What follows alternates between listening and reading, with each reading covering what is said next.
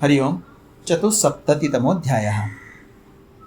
भगवान श्री कृष्ण का यादव सभा में अपनी कैलाश यात्रा का विचार प्रकट करते हुए नगर की रक्षा के लिए यादवों को सावधान रहने का आदेश देना।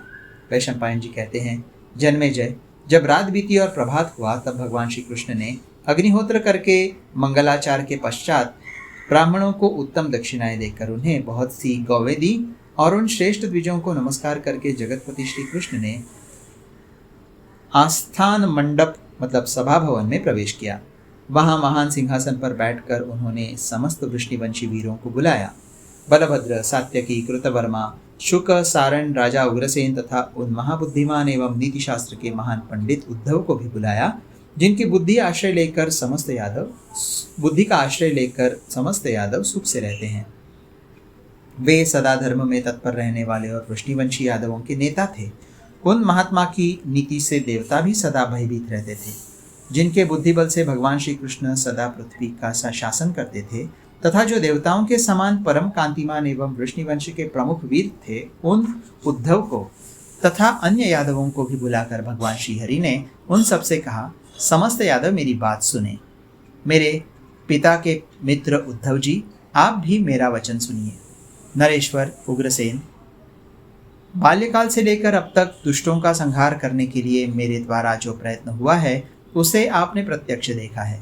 यादवों, बाल्यावस्था में बालक रूप से मैंने पूतना को मारा, केशी का संहार किया, गोवर्धन पर्वत उठाया और गौओं की रक्षा की। मुझे देवताओं के आगे खड़ा करके देवराज इंद्र ने मेरा अभिषेक किया। मेरे हाथ से कंस मारा गया और चाणूर तथा मुष्टिक का भी संहार हुआ। महाराज उग्रसेन का अभिषेक हुआ और मैंने द्वारकापुरी का नवनिर्माण किया। राजन, अन्य बलवान नरेश भी मेरे द्वारा मारे गए। यादवों और राजन, जो वीर राजा जरासंध था उसका भी मैंने बलवान भीमसेन के द्वारा बलपूर्वक दमन किया। मेरी नीति के अनुसार ही जरासंध का संहार हुआ। गोमंत पर्वत से जाते समय मैंने युद्ध में राजा श्रुगाल का वध किया और वो जो वीर दुरात्मा दानव नरकासुर था वो भी मेरे हाथ से मारा गया। क्षत्रिय शिरोमणि यादवों, इस प्रकार मैंने इस लोक को निष्कंटक या शत्रु विहीन बना दिया है। परंतु जो नरकासुर का सखा है वो वीर राजा पौंड्रक अब तक शेष है। वो बलवानों का नेता और मुझसे सदा द्वेष रखने वाला है। राजा पौंड्रक द्रोणाचार्य का शिष्य, बलवान, ब्रह्मास्त्रवेत्ता, रणकर्म कुशल, शास्त्रज्ञ, नीतिमान, सबका साक्षात नेता, यत्नशील योद्धा और दूसरे परशुराम की भांति युद्ध प्रेमी राजा है। वो मेरा एकांत शत्रु है और सदा मेरे छिद्र ढूंढता रहता है।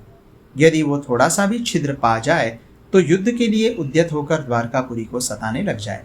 श्रेष्ठ नरेशो, पुंड्र देश का बलवान राजा पौंड्रक थोड़े से साधनों द्वारा वश में आने वाला नहीं है।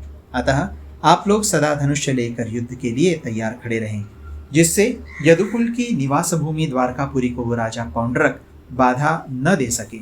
नरेशो, मैं किसी कारणवश कैलाश पर्वत को जाऊंगा। वहां जाकर समस्त प्राणियों की उत्पत्ति और पालन करने वाले भगवान शंकर का दर्शन करना चाहता हूं। जब तक मैं लौट न आऊं तब तक आप लोग यहाँ नगर की रक्षा के लिए सतत सावधान रहें। यदि राजेंद्र पौंड्रक ये जान लेगा कि मैं द्वारकापुरी में नहीं हूं तो अवश्य आक्रमण करेगा और इस नगरी के साथ युद्ध छेड़ देगा।